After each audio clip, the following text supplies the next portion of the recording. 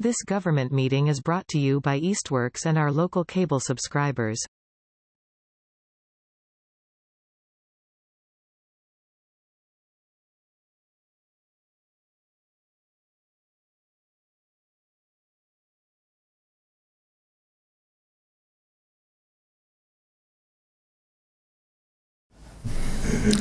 Okay, we're going to call to order the meeting of the Southampton Select Board for June 18th, 2024 at 6 p.m. And if we could start off by standing and saying the Pledge of Allegiance, please.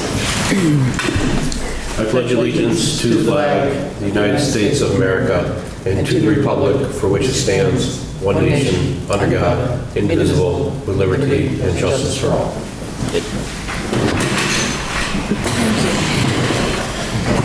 Alrighty.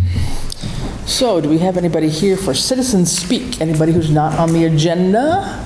Not necessarily seeing anyone at this point in time. Do have a couple of announcements though. Scott, you want to maybe start off on our afternoon adventure here with Code Red, just to sort of explain what happened there? So, unfortunately, the state 911 system went down for most of the Commonwealth, probably about 3 or 4 hours ago. It's since been restored, but a lot of people may have received multiple phone calls from our Code Red system, as well as maybe some other systems as well. I know I got one from Lake Worcester, and a few other in the state. So there's definitely adequate notification one way or another. So, we want to just, we're still working out some of the issues with it. We don't use it that often, but we would still encourage people to still keep sign up for it. It's better to get notified than to not know something, even if it might be a little bit of an inconvenience to get a few phone calls. So today was a bit of a challenge. There were multiple phone calls, but it just showed that the system was having a problem, I think, as well, which is, anyway, so please do keep on with your signing up for Code Red, and just so that when there is a real emergency and you need us, you can get at it. Yeah. How would one sign up for Code Red? You would want to go to the townofsouthampton.org under Get Connected. So it's on the website. It's on the website. It's on the website, yep. So that's how you would sign up for Code Red. So those of you who haven't, you can either get it, I believe, by a phone call to your, well, if you have a landline, you can get it through a landline, but I think you can get it to your mobile, and also a text if you want. So depending on whether you have Code Red or not, do think about signing up for it. There are times when it comes in handy for us. 2 other simple announcements. One, as you may recall, we had some discussion earlier on from the Bylaw Advisory Committee about the tag sale bylaw. We did put it up on the website and invited public comment, had a public hearing, and basically we had a number of people that wrote in with some very thoughtful comments. And so at this point in time, I would just announce, and it's on the website for the Bylaw Advisory Board Commission page, that the bylaw committee has decided to table the bylaw. It is not moving forward anymore, so there's no fee, no permit for tag sales in Southampton, based on the very thoughtful comments that we got from many people. So thank you for those that took the time to write in and give us your thoughts on this. So that you can find on the Bylaw Advisory Committee page. And then lastly, I know there was some discussion about someone from the assessor's office doing their cyclical property inspections, and just to clarify, that now has also been updated on the town website on the Board of Assessors page. So please go to townofsouthampton.org and search for the Board of Assessors, and you will find a message that basically explains what's going on. But just in shorthand here, the Board of Assessors is performing the ongoing inspection of properties that have not had an interior and exterior inspection in the past 10 years. So they are required to do that, and someone from the office, they hire someone to go around to the various neighborhoods. They should be knocking on your door if you're not home. And they still have the authority, as far as I understand, to walk around your property. So just to let you know that. From what I've heard, Saturday seems to be the busiest day for the person to come out, because I believe he works in other jurisdictions as well. But on the website, there is a long list of neighborhoods that will be covered. So if you want to go there, there's a variety from Eastwoods Drive, Gilbert, Helen, Caitlin Way, Kevin Drive, Maple Street.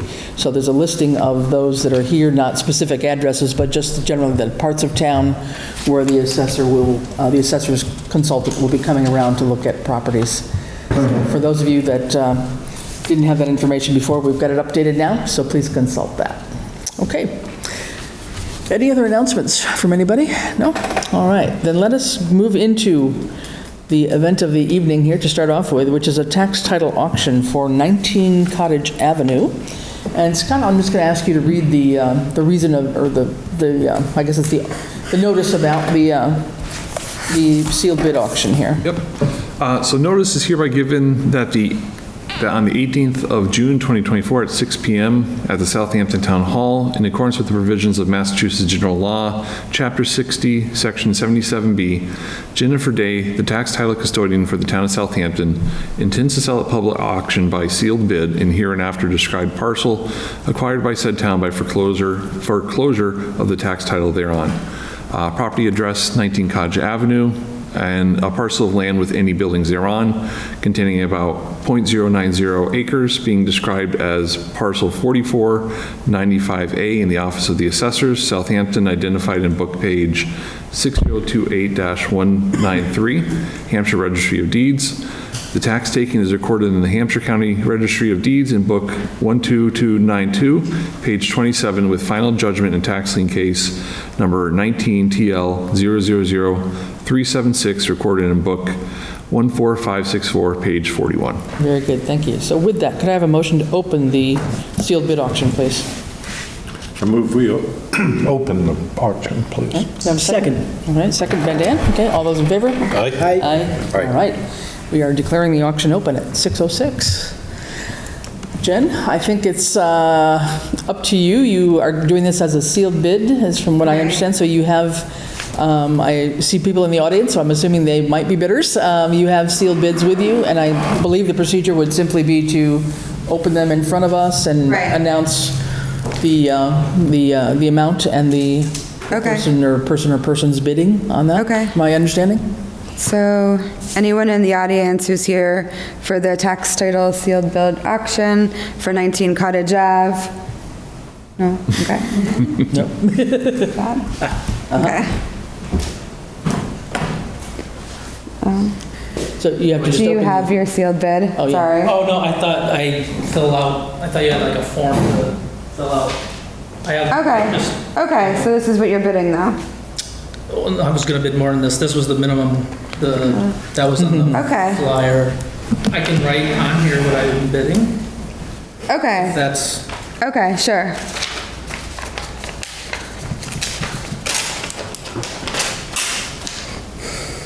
you need anything like formally written or just a number? I guess just maybe write out that you're bidding this and sign it, Okay. like Yeah. on this date. Right. Yeah. So that amount in lieu of whatever's already written there? Yeah. Sorry, folks, were you here for open time or for the public or just this? MS4. Second item on the agenda. Oh, okay. Oh, perfect. Oh, great. Okay. Of course. The famous stormwater presentation. There we go. Perfect. We look forward to it every year.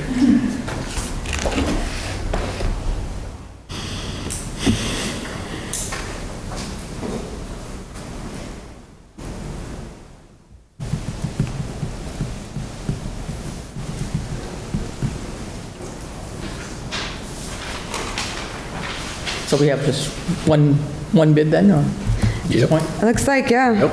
All right, thank you. Is that the check over there, Jim? Okay.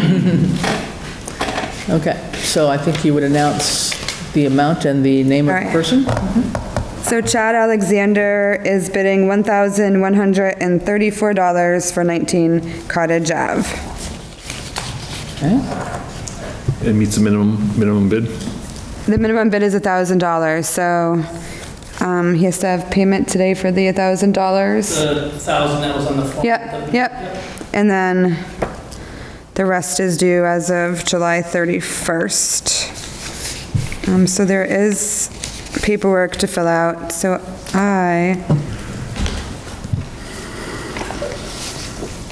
Does the select board have to vote to accept the bid? It wouldn't hurt. I mean, this just has to be really signed. There has to be a witness signature, the buyer's signature, and mine. But, I mean, just in case there could be a vote. I wasn't told there had to be a vote. Well, why don't we do something that just at least authorizes you to continue with the process and sign the necessary paperwork or something like that? Does that work? Are we, sure, we're making it up as we go along. I'm looking at item 9 of the terms and conditions. I don't have any. I mean, it's textile custodian, she's free to do whatever she wants. She already Right, has yeah, the power to do it. I have no instructions But, on how to okay, move it. I'll stay out of it. I'm just concerned about item number 9 in terms of conditions, but I'm sure Jennifer Go will ahead and handle ask. it. Go No, ahead and I'm good. ask. Terms and conditions, go ahead, John. No, I'm all set, thank you. All right, I think she did say that the rest of the funds have to be paid by the end of July, so there's more than just this Right. particular bid. Right, Right. yeah. Okay. There's a deed recording fee and a few other things that have to be paid as well. Yeah, okay. So could I have a motion then to just allow the treasurer to proceed with finalizing all the paperwork she needs to do for the winning bidder? Well, the motion is to allow the tax title custodian to transact. It's a different position. It Okay. doesn't have to be the treasurer collector. In this case, it is her. okay. It falls under a different statute of law. So Okay, very to good. authorize Jennifer as tax title custodian to execute it if she feels this is in the best interest of the town. Okay, very good. Can we have a second? Second. All right. Any discussion? All right, all those in favor? Aye. Aye. All right, any opposed? All right, go for it. So with that, we have one successful bidder, and I believe we can take a motion to close the public auction. Motion to close the public auction. Second? All right, all those in favor? Aye. Aye, okay.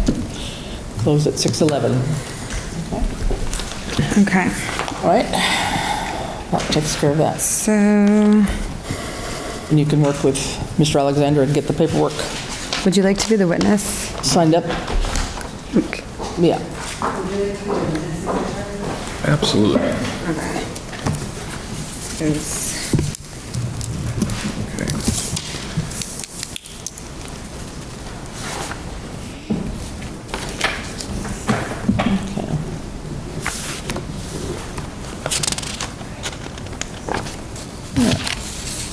Personal address or business address? Business or personal address? You can put your work. Okay, and then maybe one other thing, if no one has any objections, Jen, you have a PCF before us? Yes. So that we don't hold you up. John, would you mind reading the PCF for that Assistant Treasurer Collector?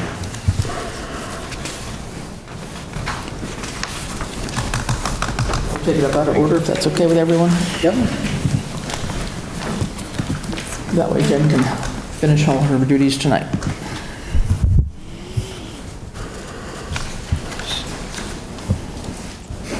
This is a Administrative. motion for a PCF effective June 24th, 2024 for Ann Nomaki, N-O-M-A-K-E-O, treasurer collector replacing Lexi Richard, full-time benefit eligible, paid out of the general fund, 30 hours a week, admin, treasurer collector, clerk, grade 2, step 16, hourly rate of $18.21. Okay, all right. You want to tell us a little bit about her? Just a background, a little bit? Yeah.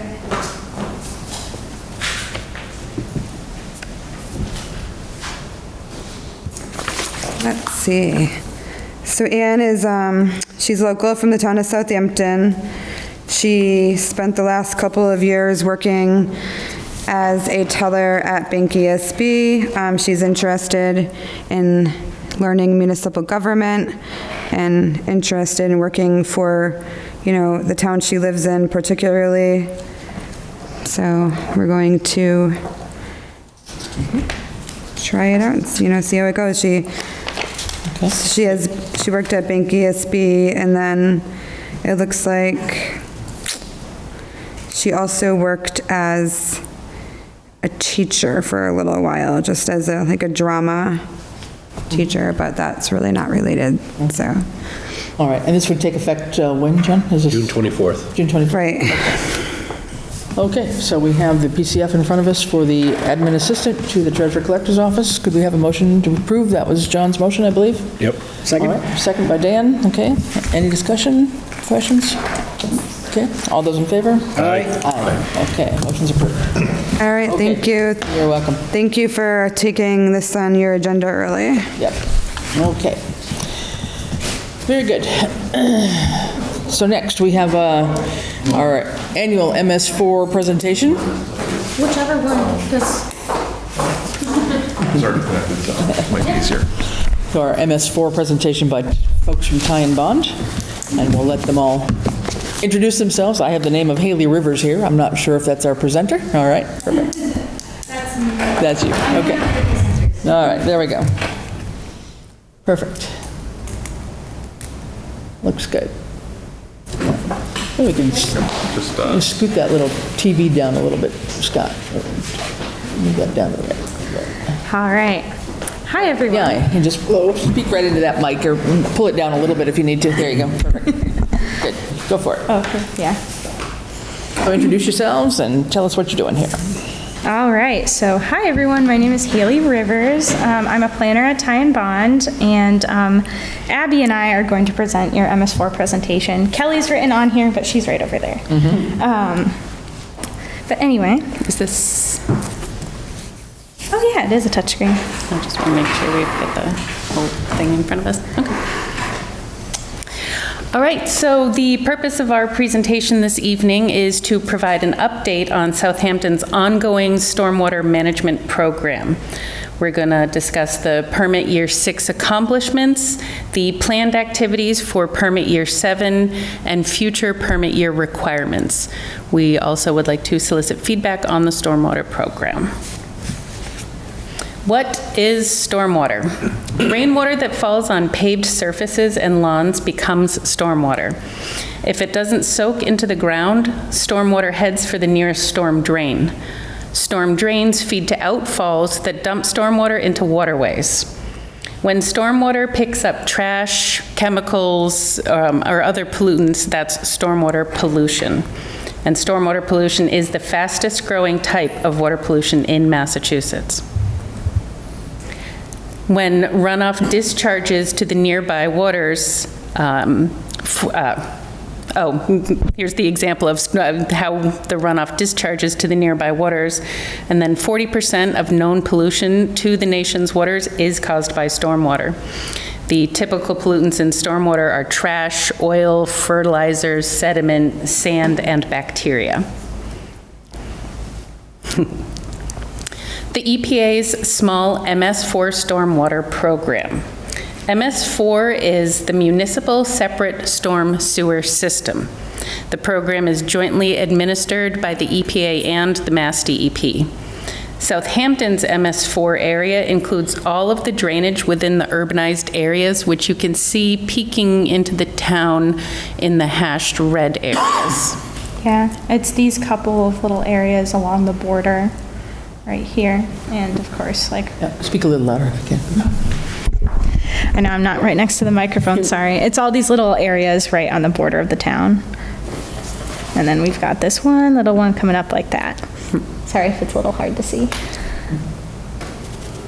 How are those areas chosen?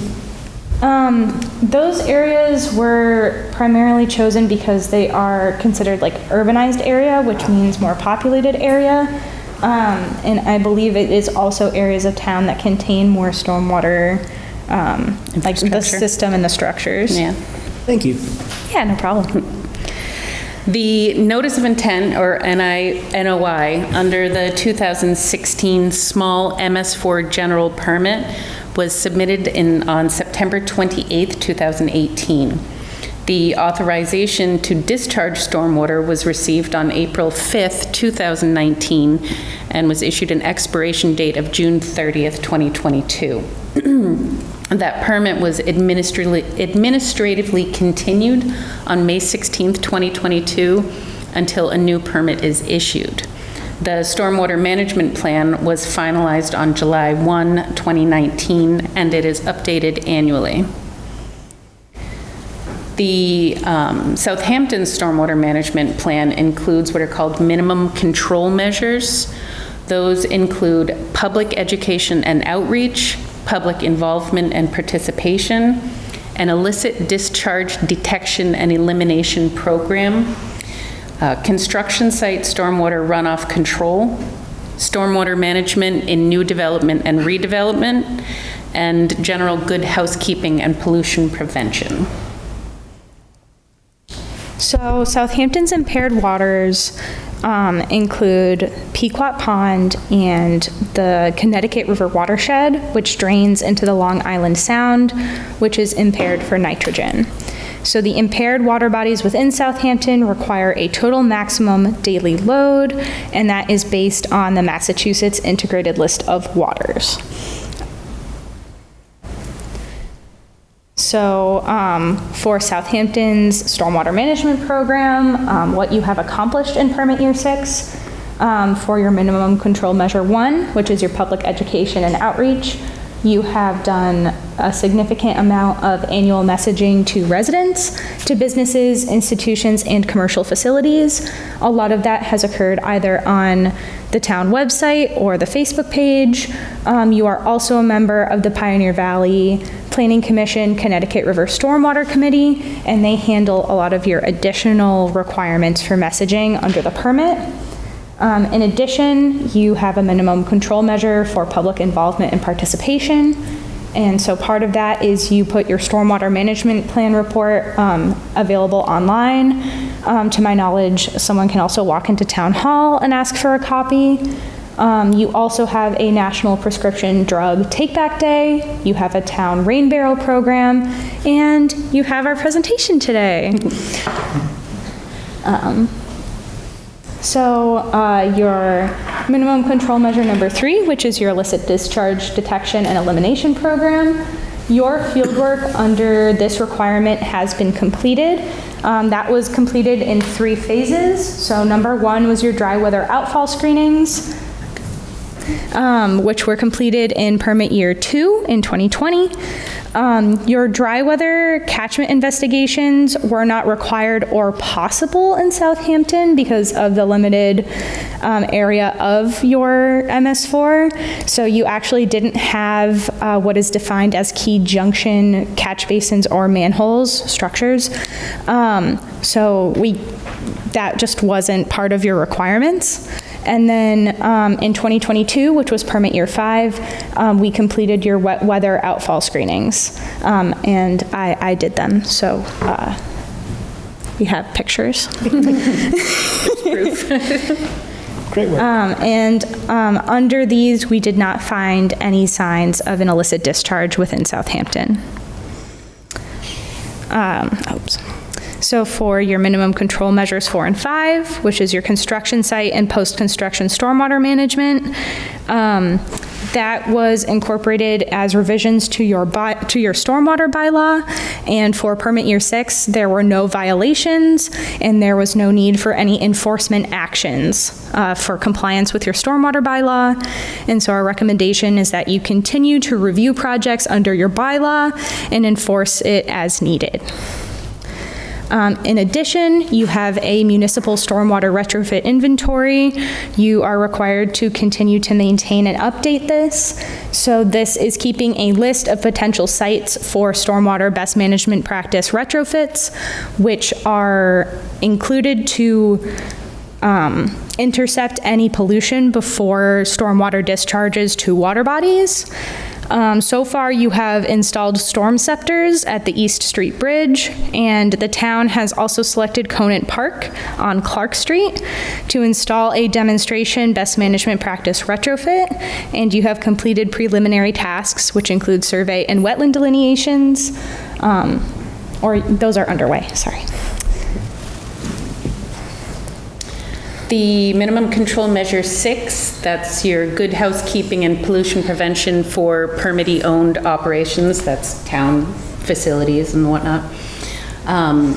The implementation of good housekeeping standard operating practices was implemented, meeting of annual requirements, enhanced requirements due to the impaired waters, and record keeping.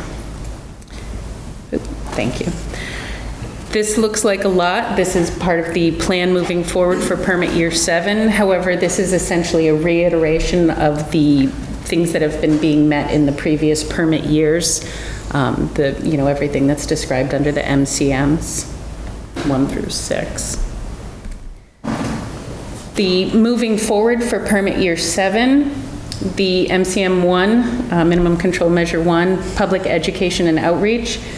The plan is to continue with the annual messages and focus on messages for developers and industrial facilities.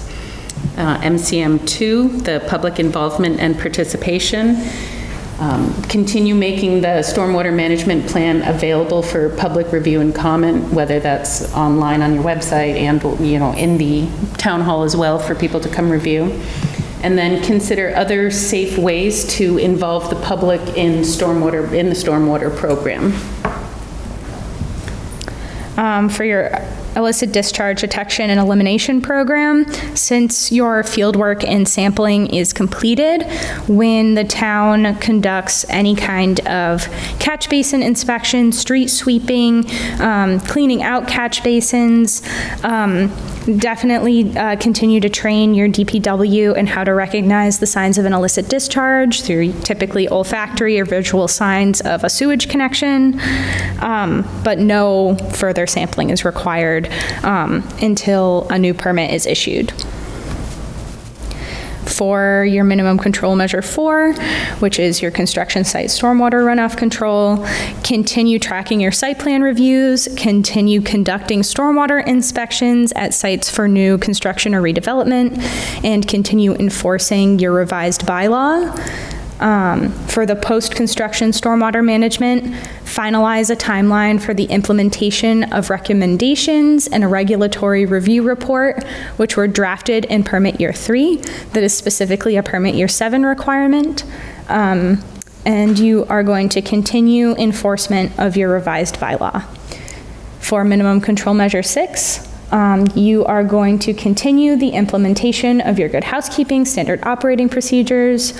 You're going to continue meeting your annual requirements, including meeting your impaired water enhancement requirements, and you're going to continue keeping really good and organized records of everything that you are completing. So for your impaired waters requirements, your nitrogen and phosphorus source identification report was completed in permit year 4 by the Pioneer Valley Planning Commission under a grant.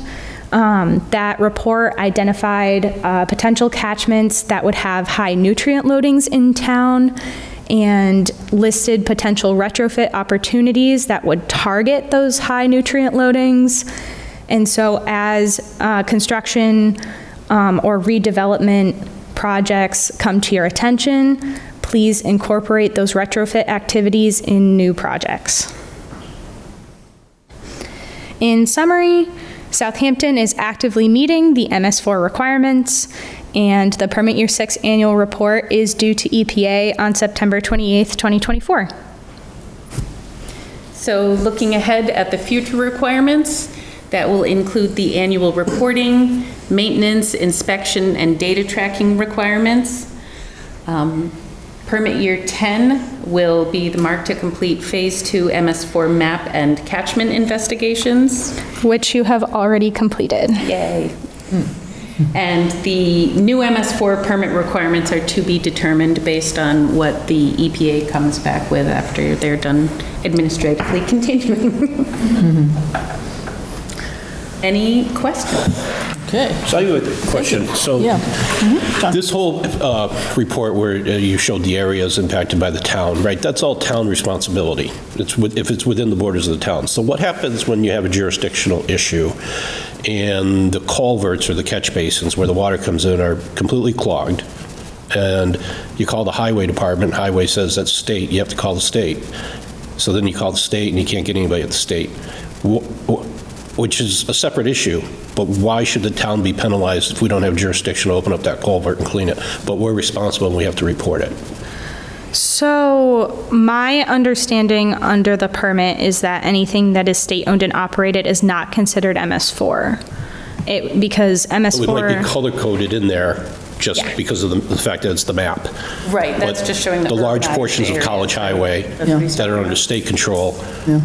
Yes, so, Storm drains are often very clogged, actually. yeah, so this map in particular is the urbanized area, and it's solely the MS4 drainage. So MS4 being the municipal storm sewer system. Well, that red thin section in the lower Yeah. corner. where it At comes- that's Swanson's co- Corners? that's- Yeah, that's College Highway all the way up to the golf course. Right? Yeah. Is that College Highway? It touches College Highway. It looks like it's just coming southwest off of College Highway. Yeah, it's All right. kind of only that one little, So, all right, so that's actually not in any roads, that's the trail back there. Yeah. yeah. Okay. That almost, I wonder if that's like a campground?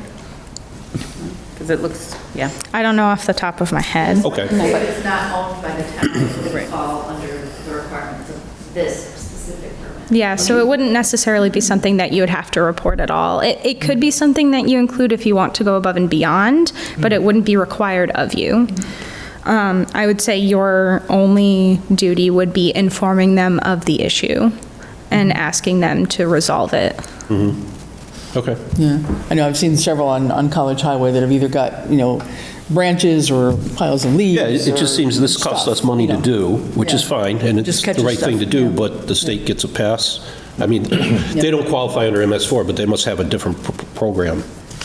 Or they exempt because they're the great Commonwealth of Massachusetts. Yeah. I don't know if there's a state requirement at this point. Yeah. I think they started with the small towns, like the municipalities, right? Okay.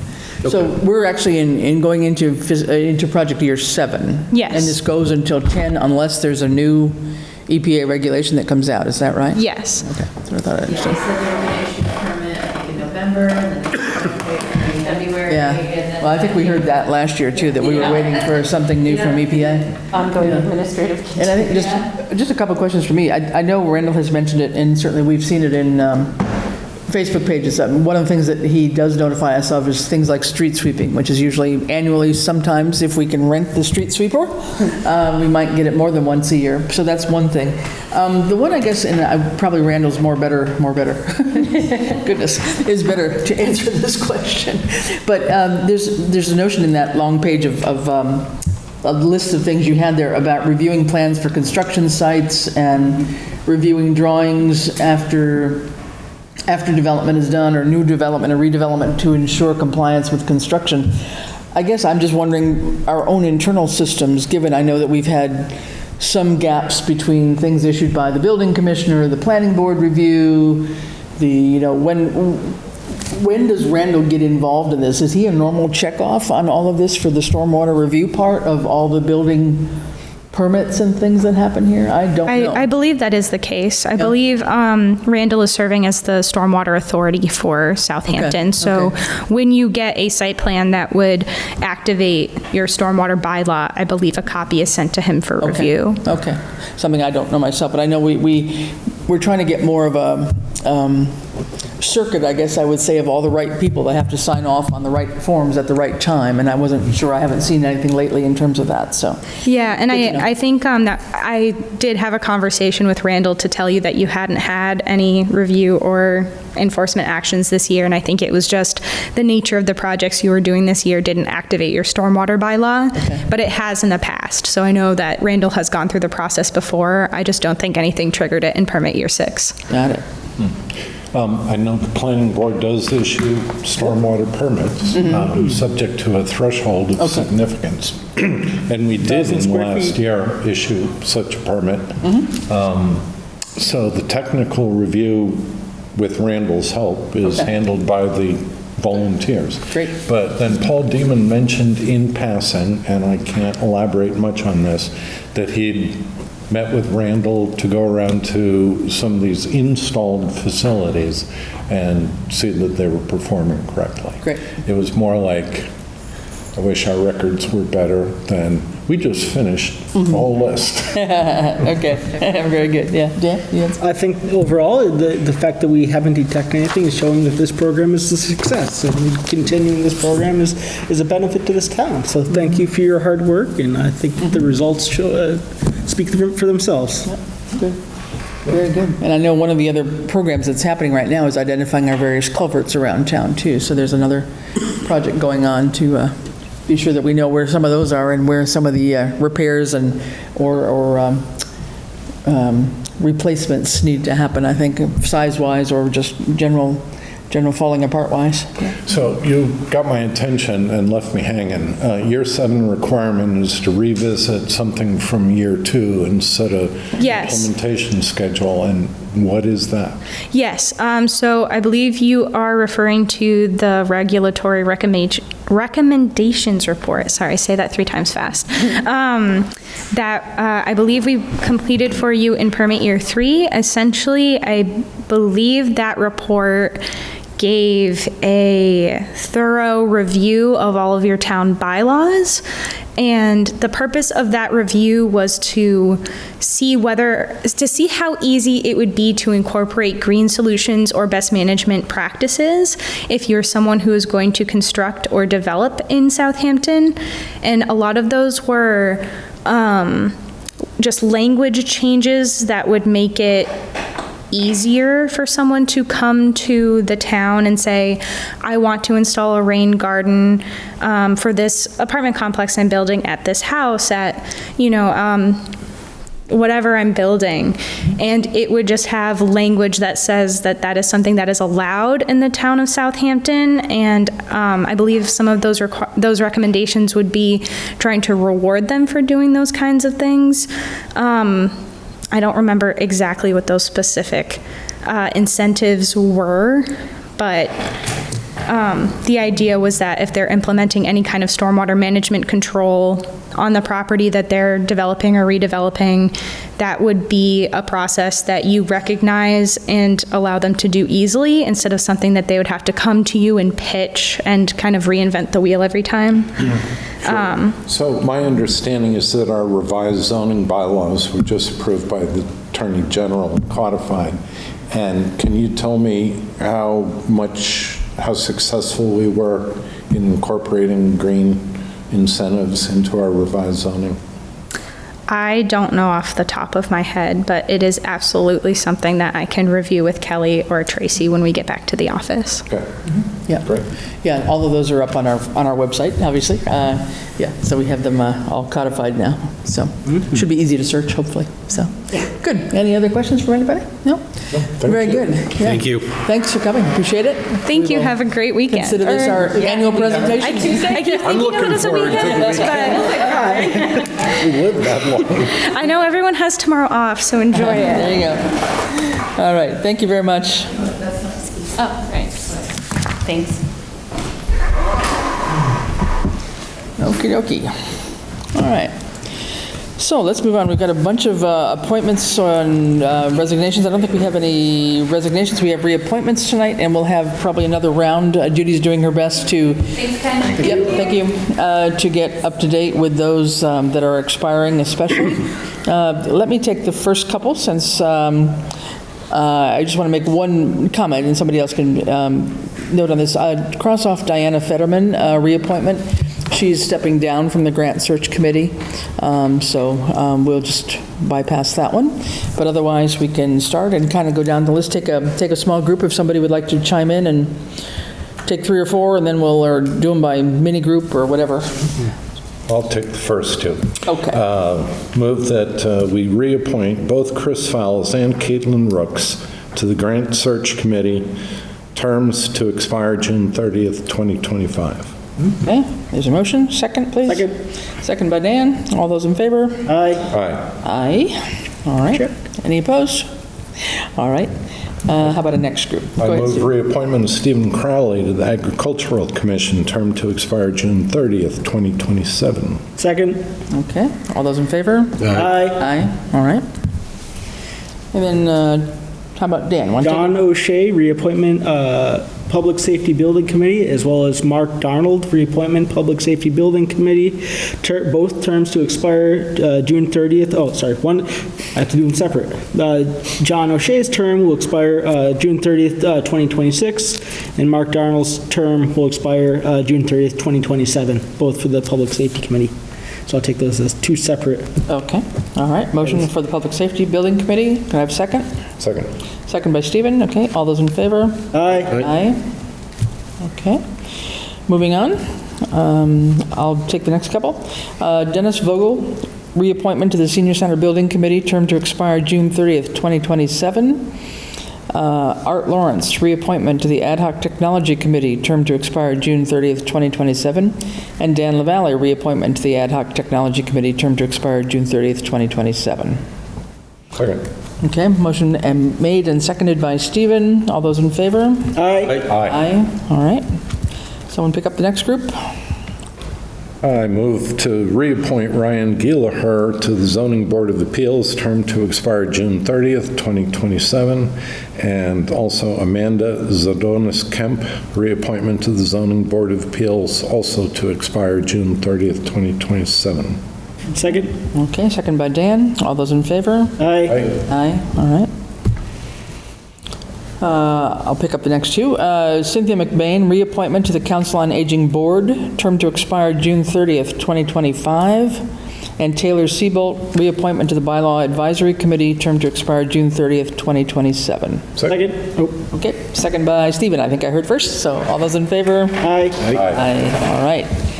John, how about some new ones down there? Or not? It's fine. For the purpose of the vote, I will move to Richard Fasoli, new appointment, Hazardous Mitigation Plan, term to expire October 1st, 2025. Dana Laturi, new appointment, Council of Aging Board, term to expire June 30th, 2027. Stephen Carrera, new appointment, Council on Aging Board, term to expire June 30th, 2027. And Elizabeth Miller Grasty, new appointment, Historical Commission, term to expire June 30th, 2027. Okay. Second? All right, and just a note, we have letters in from both Dana Laturi, Elizabeth Grasty, and Stephen Carreri in terms of their interest of serving on these various commissions. They are town residents, have one, Liz Miller has grew up here in her younger life and then moved away and then has resettled back into Southampton. Steve Carreri has been in town for a few years, and Dana Laturi, I think many people know, is the local dentist who is now retired and feeling like she's got time to give to volunteering to various committees. So thanks everybody for stepping up. So we have a motion and a second, I believe. Yep. We had a second by Dan. Okay, all those in favor? Aye. Aye. Okay. Opposed? Okay. Aye. Opposed to? All four of them. Okay. I'm voting against. You're opposing all four? Yeah, that was the motion. They came up together as a package, so I'm voting against them. Okay. All right. Motion passes 3-1.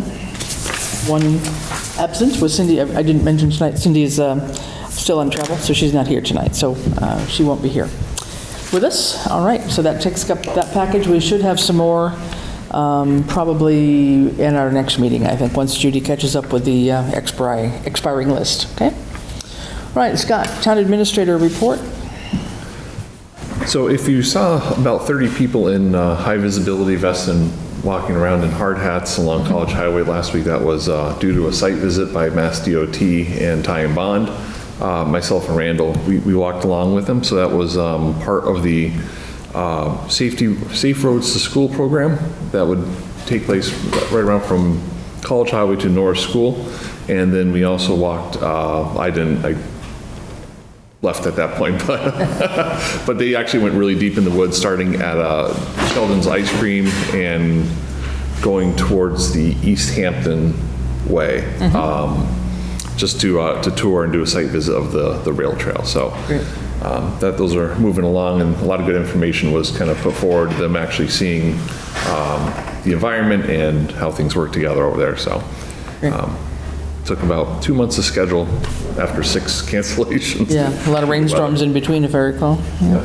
The Norris transportation van was ordered through Marquardt Ford, and it's expected in late August or early September.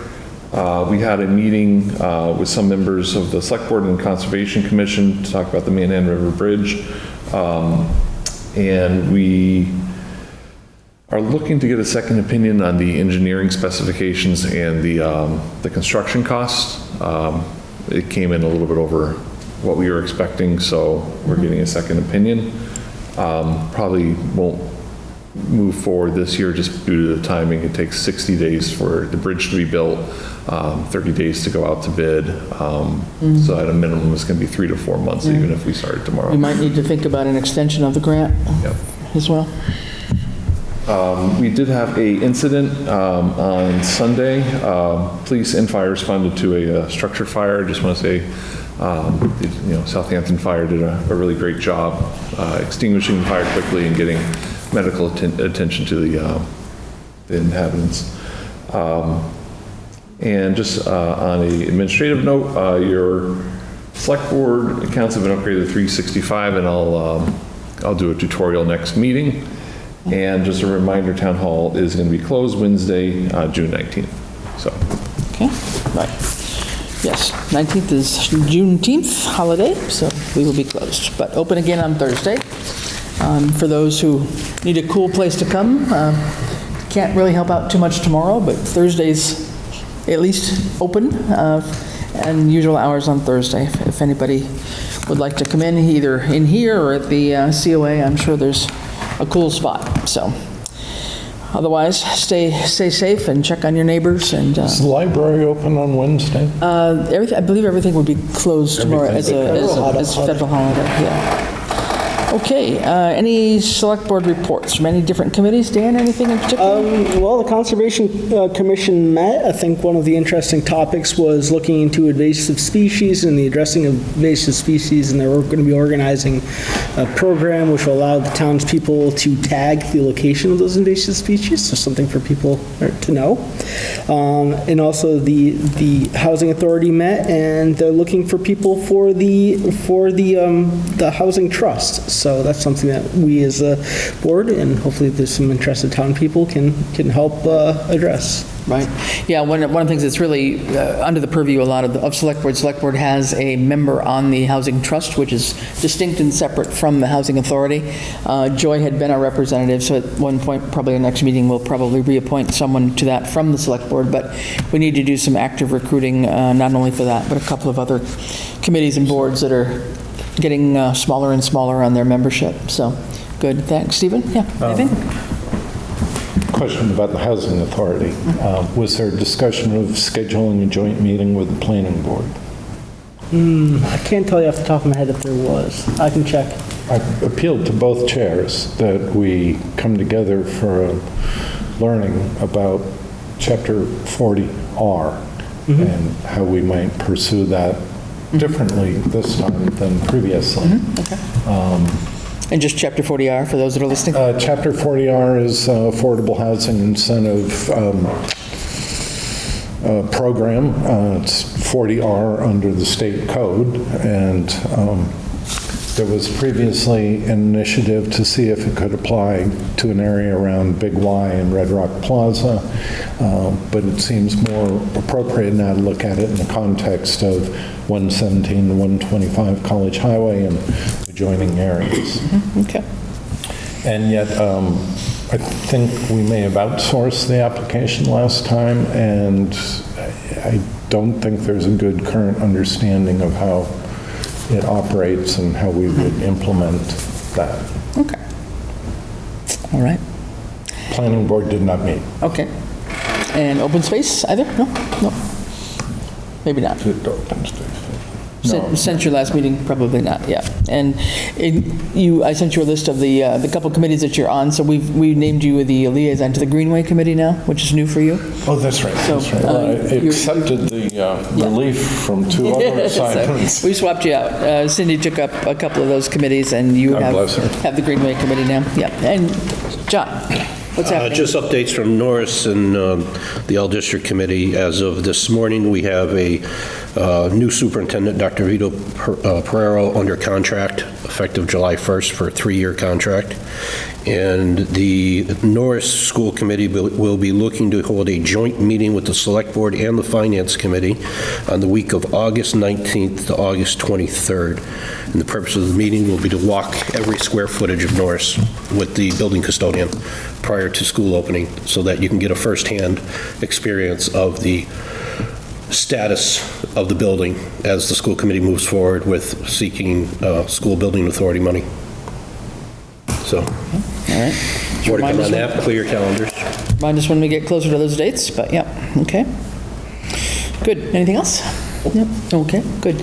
Nothing much from the grant committee either. We have submitted the grant for the historical preservation of the old town hall. That went in on time, and we'll hear about that by the end of July. And we should be hearing about the 2 fire grants anytime within the month, I'm hoping.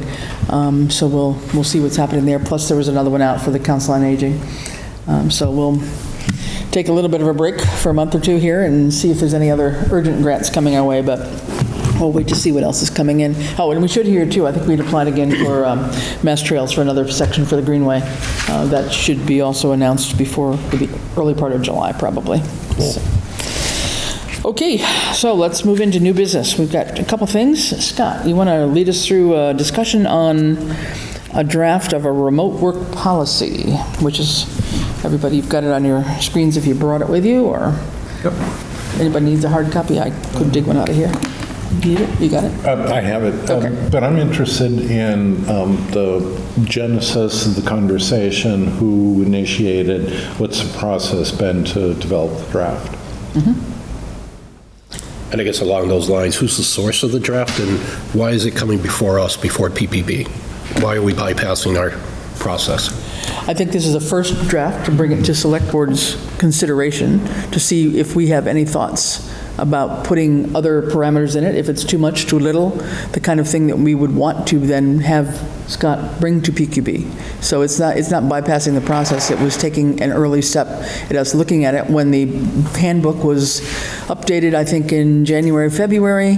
Ed had drafted a policy on remote work, and that was never finalized on his part. There were other parameters that needed to be included, such as that description of how do you define your workday when you're at home, what are the work environment criteria for working at home.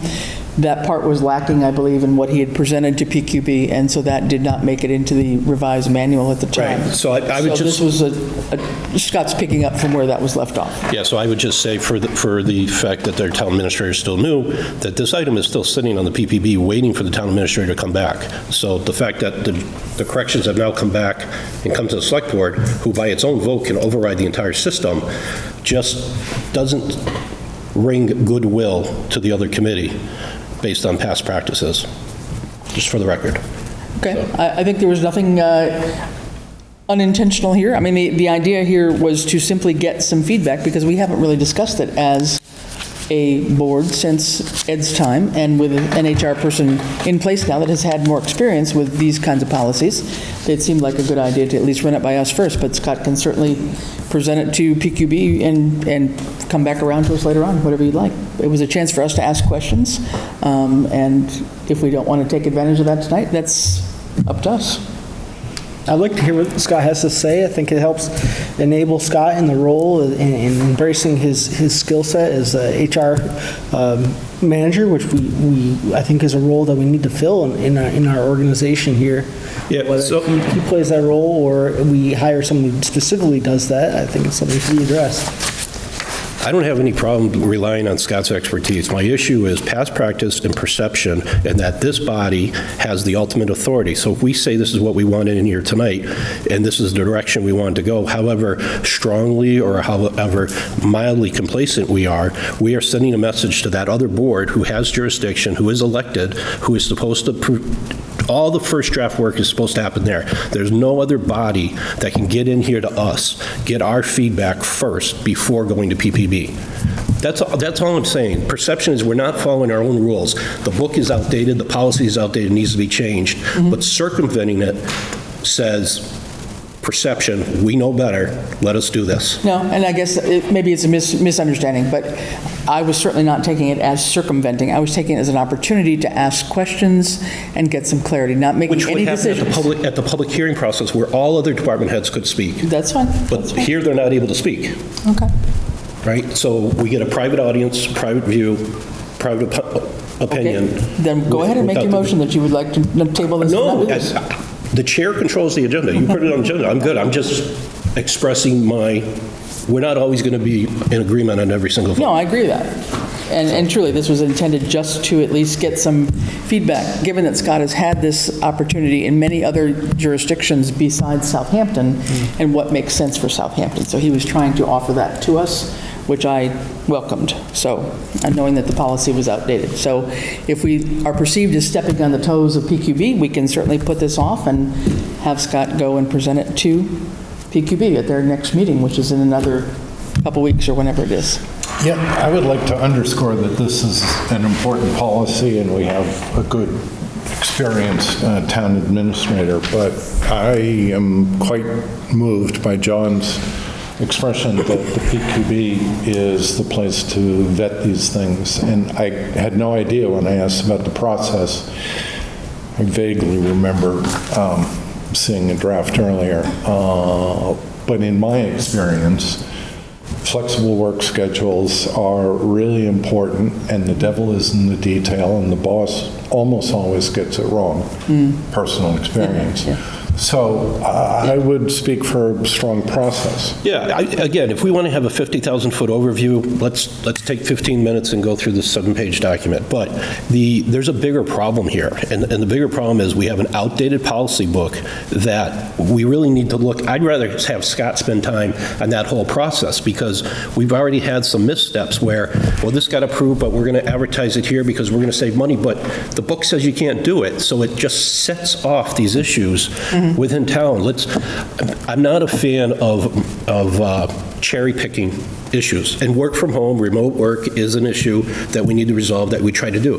But let's, like the compensation report, let's take the whole thing and just deal with it all at once. Here's how we need to update this. And maybe because of who's in the TA's position now, maybe the bylaw committee should be looking to change the PPP process, because we have an internal candidate. But if we do that, that means that the next TA needs to have that as well, right? Yeah. So, but again, if we're doing a 50,000 look and we're not taking any votes, and at the end of the day, this gets referred. Let us, instead of continuing here, and I will say that I can't remember exactly which ones, but I am 99% convinced that we had 2 or 3 discussions with Ed on draft policies before they went to PQB. So I don't think this is something that we haven't done before, right or wrongly. Correct, but this right or one wrongly, went. we can correct it. But this one went and is sitting on the agenda pending business. I didn't realize it was to come still back. pending. I mean, I thought it was canceled because it wasn't complete. I didn't know that it was pending anything.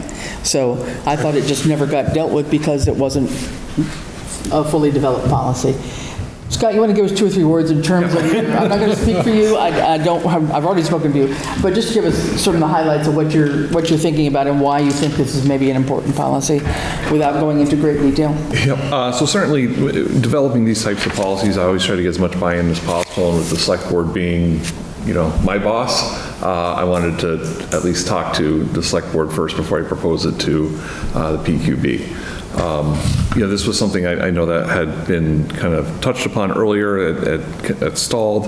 I do think it's important that whether or not it works for specific positions or specific departments, that we kind of address it as a town so that there's no disparity in how people are able to work or are working or not working. Obviously, there's certain positions that are a non-starter. Police and fire can't work from home. Neither can highway. But as we kind of get further away from COVID, we've kind of found that not only does it help morale, but it also helps the recruitment of candidates as well.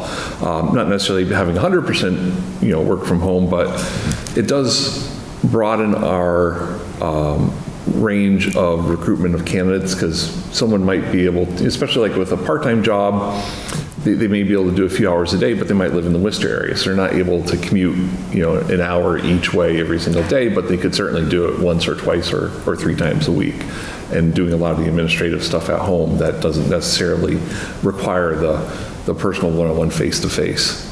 So it's a very broad policy, and it focuses more on the procedural part of it, making sure that the employee and the supervisor understand what the restrictions are, that there needs to be a formalized process, that there has to be a request and standards set forth and guidelines, that remote work if and when it might be appropriate for a specific employee and position, really is not necessarily right, but it's a benefit for the employee.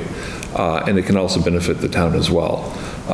Certainly, it's emphasizing that, remote work isn't whenever you want to work, and it's not a replacement for daycare, it's not a replacement for any other thing. It's essentially keeping your normal scheduled hours and availability as if you would be at your office in town hall or elsewhere. Okay.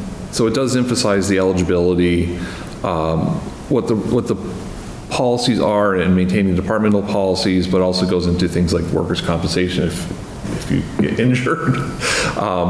We have people that may, live in Connecticut, and depending on what the laws are, or New Hampshire or New York, depending on what the laws are, we certainly don't want to now have to do payroll based on that, so we have to emphasize that. Some limitations on things, right? Right, limitations. Exactly. Yeah. And it really emphasizes, having that plan in place that's written and agreed to by both the supervisor and the employee on what the expectations are. So it's not a, hey, I'm just going to work from home tomorrow type of deal, but there's a consistent schedule that people can plan around. And Much more formalized process. Okay, good. Well, I think at this point, then, I think PQB is going to have a meeting coming up soon within the next couple of weeks. So we would ask that you would go ahead and get it on their agenda and see if you can at least go through the draft with them at that point in time. I did send it out to department heads just to get some comments as well, so I'm waiting to hear back from them. Very good. Okay. All right. Next up, thanks for working on this. I think it's a good beginning, at least. It's something that needs to get done. We've got many loose ends around here, and I agree with John that the whole book has got some issues, and they've made a good stab at trying to take parts of it to update, but it's not an easy task. All right, vacation carryover. Scott, that one's to you as well. You've got a few hours to request to carry over. Yeah, I'm talking to Randall, and then Jen had mentioned that I guess I do have some accruals. I wasn't planning on using them anyways, but it would just carry over a few hours into next year just in case. But I don't have any, with the new one, I don't have any plans anyway, so I'll probably be here. So this was a request for, was it 32 hours, I think it was? Yeah, up to 32. Up to 32 hours, okay. Would someone like to make a motion to allow Scott to carry over up to 32 hours into the next fiscal year? I'd like to make a motion to allow Scott to carry over up to 32 hours into the next fiscal year. All right. Dan, make a motion. Can I have a second? Second. Okay. Any discussion? All right. All those in favor? Aye. Aye. Okay. Any opposed? Okay. That passes. Thank you.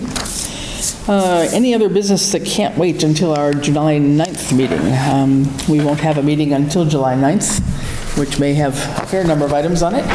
In between time, as you all realize, we do have our special town election on June 25th, which will be actually next week. That's from noon to 8.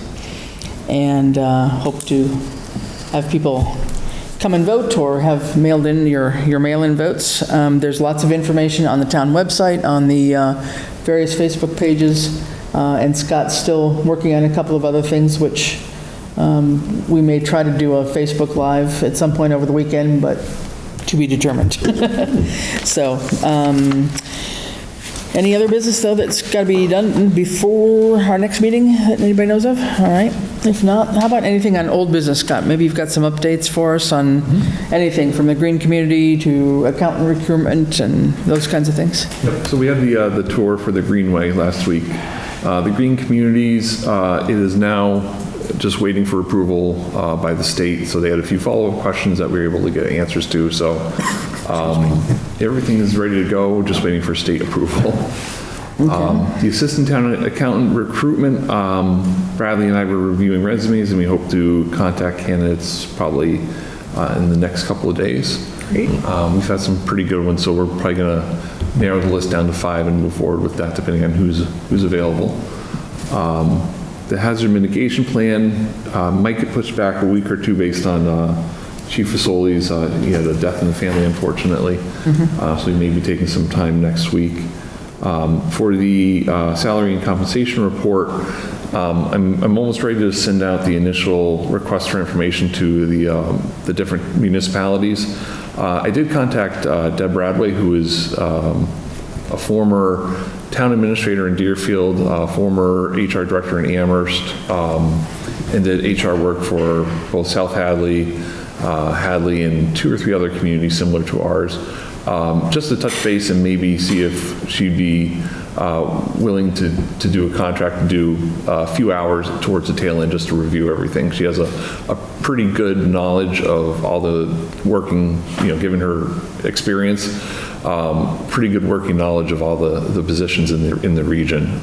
So someone just to take a look and make sure we didn't miss anything or have any information that doesn't look right to her. So I'm going to come up with a proposal for that for a few hours. And what's happening though with Collins in terms of changing their comparables or adding in Granby or anything, and nothing's happening with them? Are we done with them, or are we still in discussion with them about things?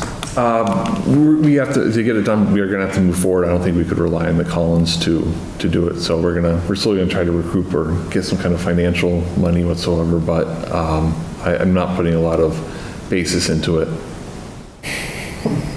And you've had discussions, at least with the Finance Committee, to also give you input on things, right? Okay. And last two? No movement on disposal of excess equipment, although it's all ready to go. It's got to get up on our website, basically. Yeah. It's all been organized. It's actually growing day by day. We'll get the ones that we've gotten ready and approved already from the library and the police and downstairs, and mostly. But yeah. And then for cannabis negotiations, I have been contacted by Dreamers Consultant. We're just trying to set a date in the future about when we can just at least meet and start discussing it. There's a lot of new laws involved. So I want to make sure I'm up to speed on everything before we actually sit down at the table. Okay. All right. Any questions from anybody? Okay, we have a couple of other PCFs. John, would you like to take those up? We have a PRF first, I guess. Motion to take up the PRF temporary labor highway department for no more than 4 positions, temporary 12-week positions, 12 weeks in length, 40-hour per week range, 1766 to 1892 per hour. Second. Okay. Just a question. This is 12 weeks, so this could be either now or also in the wintertime? Because I noticed on one of the requirements on the PRF, it was talking about needing a loader's license and all of those kinds of things, which wouldn't seem to apply for now. Randall took the labor job description and just changed the title.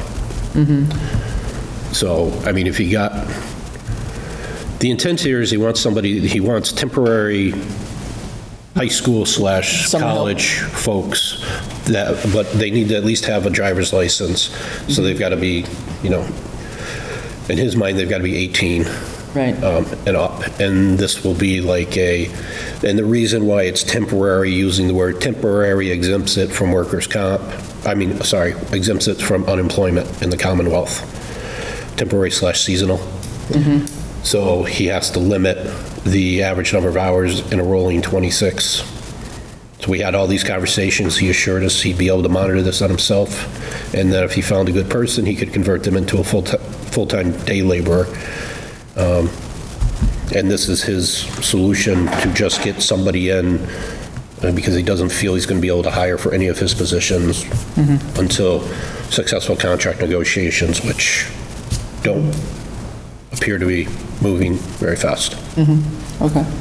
So this is looking pretty much for summer help, though, like helping with the lawn mowing and all those kinds of things in particular. Okay. Yeah, I was just thinking there's, to me, just a disconnect with the PRF on the background in terms of the kind of skills that were required for what I thought he was looking for summer help. So if that's the way we do it, that's the way we do it. So I don't know if we've done, have we done temporary labor before? This is a new position. It's not in the handbook. Yeah, I was going to say, I don't think we've done temporary labor before, have we?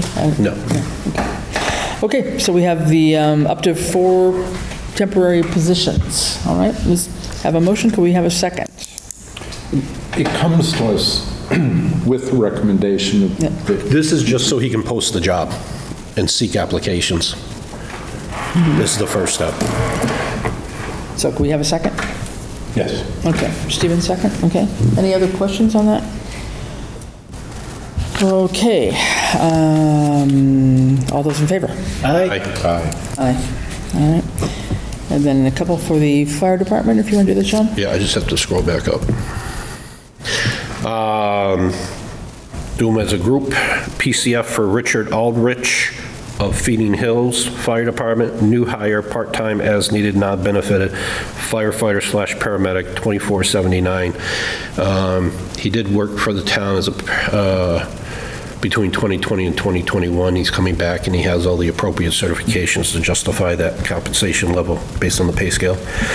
Jack Basic, Fire Department, new hire, part-time as needed, not benefited, paramedic, $23.29 with proper credentials. And Ryan Cherniff, Fire Department, new hire, part-time as needed, not benefit, firefighter, paramedic, $24.79 per hour.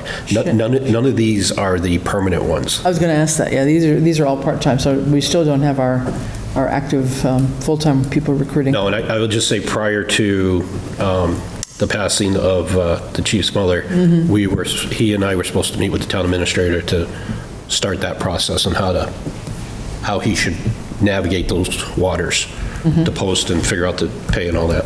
Okay. I do want to say I did meet with the fire chief very briefly. One of the concerns that we had was the way that the current scale is constructed. Well, it's difficult to figure out when you look at the entire roster and who's earning what and at what step. There needs to be some clarification and some work on that scale first before we can actually post the range for the job, because there's not a lot of... I would almost think we do a separate scale for full-time employees. And we might have because that one kind of addresses the fact that, well, you're on calls, we're going to give you a little bit more for this.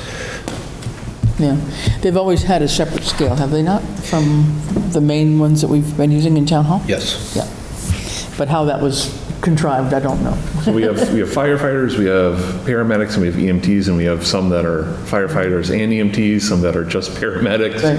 and there's all these little different things, and depending on how much years of service with the town or in comparable communities, Right. There's this kind of all there are over the levels place of right now. certification. So Yeah. so it's just the compensation part Okay. needs to All be right. addressed. Okay, good. So we have a motion and a second for Aldrich, Backus, I would say, and Chenevert. Could we have a vote, please? All those in favor? Aye. Aye. All right, all opposed? All right. Want a motion All in for favor? Yes, well done. Ann Nomakio, administrative Oh, assistant. we did her. That was, yep. sorry. We That did was- that already? We took it out of order. That's the one we took out of order, I'm sorry. We took that one out of order for Jen. Of course we did. Jennifer's assistant. I'm Okay, just so we've got all, Loosening up from my reading. that's okay. We've got our PCFs and PRFs taken care of, so I guess we're up to warrants. Stephen? How about that? My favorite part of every meeting. The following warrants have been processed since our last report. P 24-47 in the amount of $329,057.19. Did I say that's payroll treasury? The payroll deduction warrant that matches PD 24-47 in the amount of $53,507.89. Then there was PD 24-47A, also a payroll deduction warrant in the amount of $208,812.74.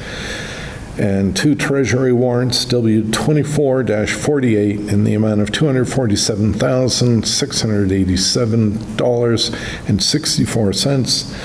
And finally, W24-50, the amount of $2,655,211.56. Okay. Thank you very much.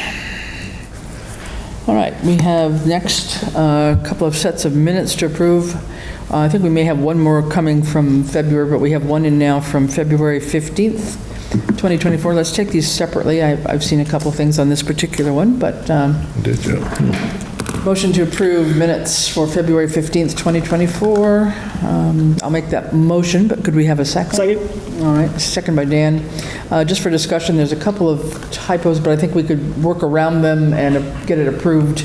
Cindy's not here to sign it tonight anyway.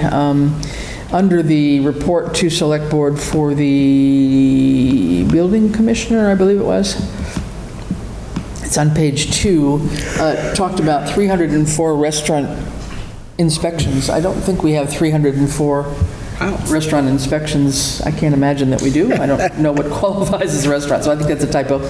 And then there was another part at the end of the reports column where Ed had reported number J, just says attending DLS forecast training in Palmer, and that should really identify that it's the new town administrator and the accountant were going to be attending that. So there were two corrections to be made. If we could, I think Judy could probably make those, and then we could sign at the next meeting. But other than that, I didn't notice anything else. Anybody notice any other typos or issues? Thanks to Kathy for providing very detailed minutes again.